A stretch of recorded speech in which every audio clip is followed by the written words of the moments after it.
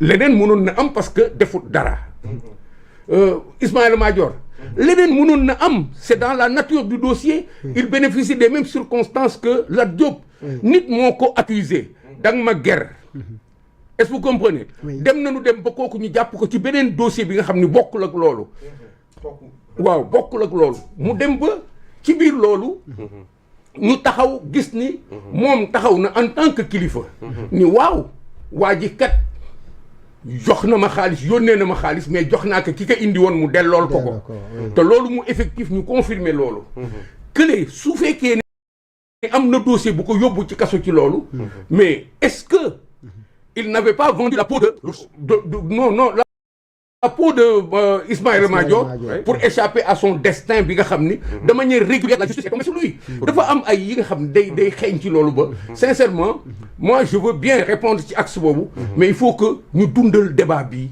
ci ay éléments yi nga xam ne day permettre Sénégal ñu comprendre ni nous ne sommes pas dans une situation normale où chaque cas qu'on discute dañ koy regarder à la lumière du droit il y a trop de politique là-dedans il y a trop de personnel là-dedans et chacun de nous le sait ici pour nga comprendre que rek dellool ci dossier yi jëkk même ba ci dossier Moustapha Diakhaté dellool ci dossier nga xam ne subjectif bi nekk ci biir affaire bi musta am ci Sénégal on a beau vouloir comparer situation bi Abdou Diouf nekkee fii bi Abdoulaye Wade ñëwee fii CREI ainsi de suite bi Macky Sall ñëwee ainsi de suite c'est loin d'être ça on est dans une autre dimension cette situation que nous avons il faut que ñu vigilants pour mën ci waxtaan de manière correcte il faut ñu vigilants pour en sortir le Sénégal aucun de nous n'en sortira si tu es ciblé du man du kii du sax yow mii di wax fi moytul aujourd'hui loolu moo fi nekk donc il faut que nous soyons vigilants dans la manière d'approcher les choses ci compréhension bi pour mën ci génne Sénégal et les propos de Amidou Dème gannaaw ba mu génnee moom aussi jàpp ne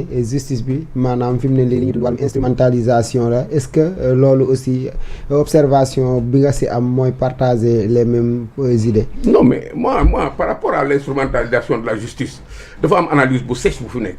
principe bi moo taxawal justice. c'est un pouvoir.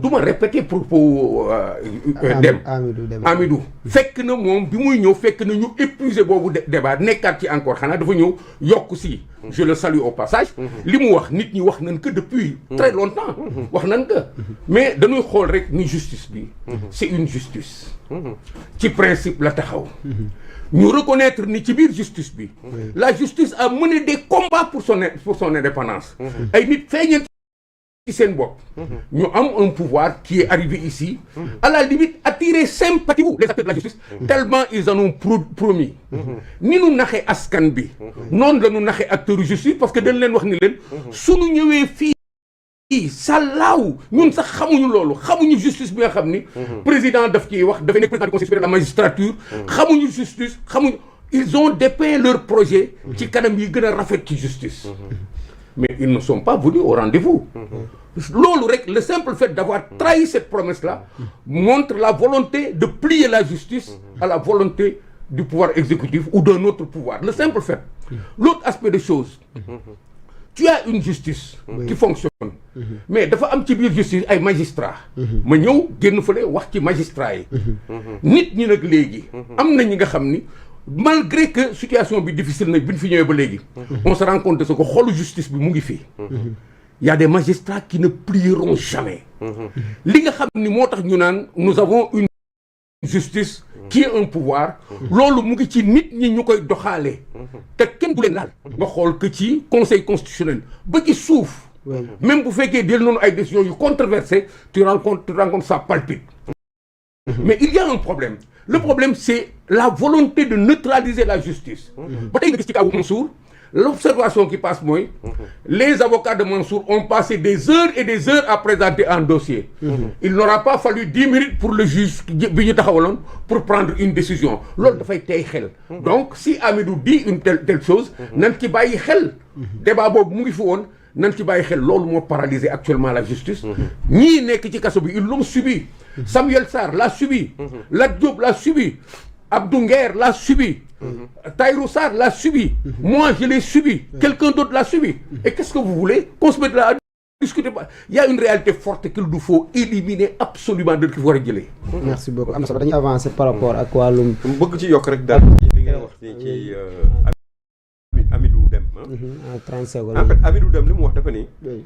Hier la justice on disait qu'elle était instrumentalisée. Oui. Mais aujourd'hui ils sont en train de ridiculiser la justice. Oui. C'est ce que le professionnel du droit, ancien magistrat, loolu la wax. N'est-ce pas? Oui. Magistrat sax parce que ancien magistrat amul lu mu acquérir la. C'est un magistrat. Oui. N'est-ce pas? Donc loolu la wax. Mais xam nga lan moo metti nit ñi. Oui. Engrenage bi nga xam ne moom la ñu créé. ak effet yi nga xam ne moom lay am dans la société sénégalaise. Aujourd'hui là, hier ils avaient réussi à diviser la société sénégalaise dans l'opposition. Oui. Aujourd'hui qu'ils sont au pouvoir, pendant que les gens pensaient que ñoom li ñuy def mooy au moins ressouder les trucs, remettre les morceaux ensemble, nit ñi nekkaat benn woote jàmm et tout. Mais aujourd'hui encore, le fossé se creuse encore de plus en plus. Est en train de se creuser de plus en plus. Tu vois, même dans des familles, il y a des invétérés. Moi, j'en connais. Oui. Yo xam ni dama leen jege nañ ma. Mais la méchanceté qu'ils dégagent, que je ne connaissais pas d'eux, c'est des gens bien avant yii di am. Mais depuis quelque temps, tu vois, quand on arrête quelqu'un, ils jubilent.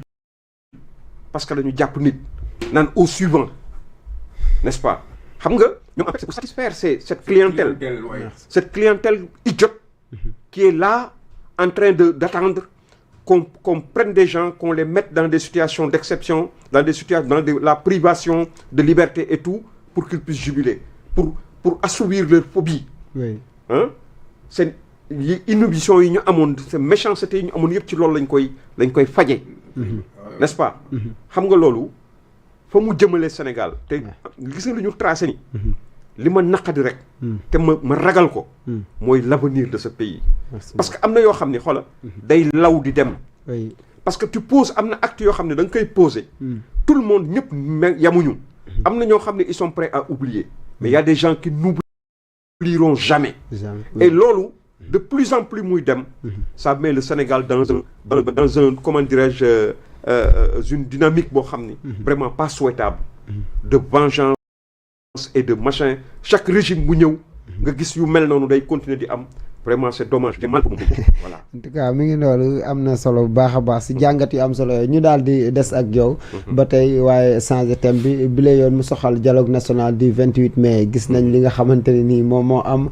daanaka au sein de vous-même muy waa APR.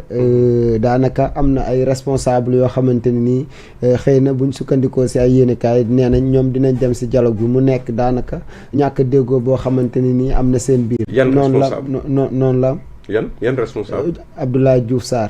Abdoulaye Diouf Sarr n'est plus de l'APR. N'est plus de l'APR. Non. Matar Ba. Il n'est plus de l'APR.